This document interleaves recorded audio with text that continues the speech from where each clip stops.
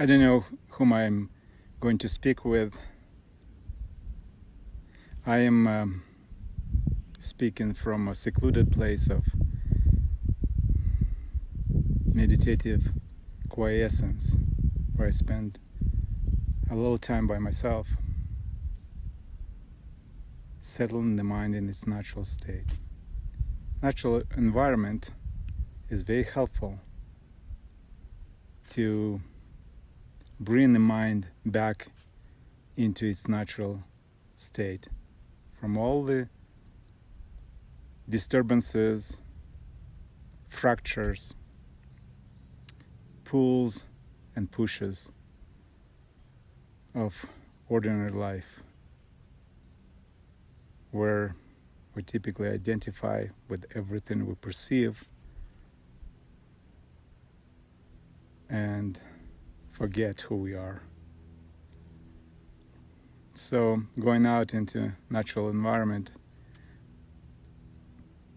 knowingly or unknowingly, with such intention of settling the mind in its natural state, is still helpful, because natural environment is conducive. It is catalyzing to quiet the mind. It doesn't have stimuli to provoke the mind into disturbance or conceptualizing too much. There's another thing I've been thinking here, is that there's so much strife going on in the world and suffering. And it seems that my friends and people around somehow trying to be helpful by sharing the suffering, the injustices that are going on in the world. But sometimes sharing without being prepared is only serves as a fuel to the fire. It's like fanning the fire of anger, hatred, jealousy, all the afflictions and causes of suffering. So that brought me to think about suffering today.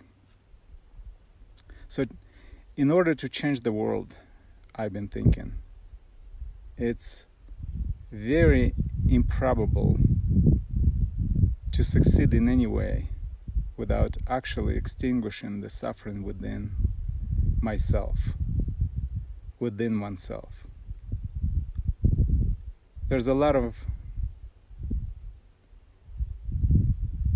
non-virtue exists in the world, or happening in the world, but it's just happening there.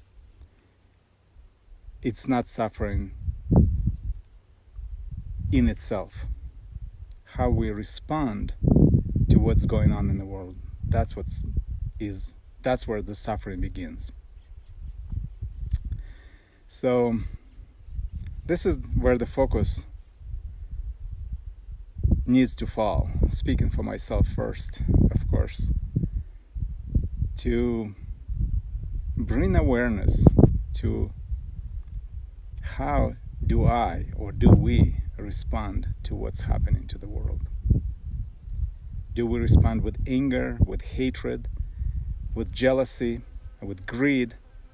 If we do, then we just adding to the pot of suffering or conditions of suffering for others in the world. So in order to reduce the suffering in the world and change the world to a positive, I first have to know the suffering within myself and eliminate it, and respond to whatever is in the world with the most skillful, the most positive way that would affect others positively. That way, I am able to take away the suffering from the world instead of adding it on. So that was a moment of contemplation for today as I was walking up to the mountains.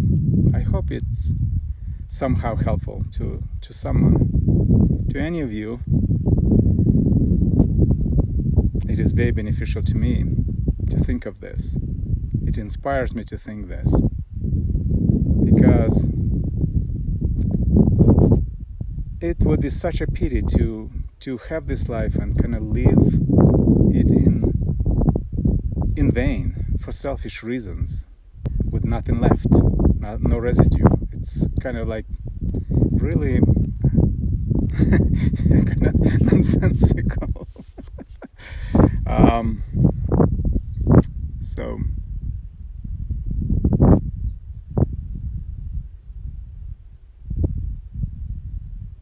when I think of this, joy naturally rises. It's as if I get the glimpse of freedom.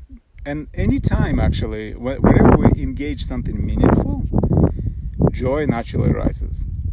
Unadulterated, natural joy. Not joy that is some kind of a conditioned on either consumption or sort of a projection of something, but natural joy. Because our nature is joy. So we touch our nature, true nature, wherever we engage some kind of meaning. And meaning usually happens wherever we are doing something for others, something meaningful, something that changes their life for the better or provides as a condition for their improvement, or simply just being kind and pleasant.